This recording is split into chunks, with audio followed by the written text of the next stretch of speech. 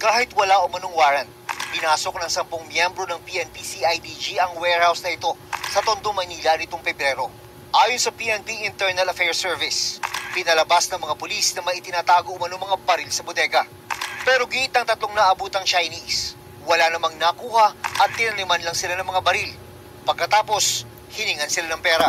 Ang sinasabi dito ay hiningan sila ng 18 milyon, 18 milyong piso at nakapagbigay sila ng 17 milyon at 885,000 piso. General Torre, anong masasabi mo dyan? Pwede ba kahit walang waran? Doblado na nga ang sahod nyo. Pag umaresto ka ng tao, pag inaresto ka ng pulis, pwedeng hindi dala ng pulis ang warrant mo. Pwede. Sasabihin lang ng pulis kayo, oy, arestado ka, may warrant ka. Nasaan ang warrant? Doon sa istasyon, halika na.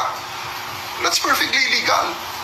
Huwag nyo na sirahin po doon sa mga babalaan po natin. Sinasabi ko nga doon sa mga pulis, sige magkamali kayo. Gawin nyo and pati yung mga assets nyo, pauubos namin. Lahat ng fruit of the crime. Kasi pagka nahuli, napapaya. No, nasa pinag-usapan nyo. Pati yung mga back ako, we will study para makuha po natin yung mga pinanganakaw nyo.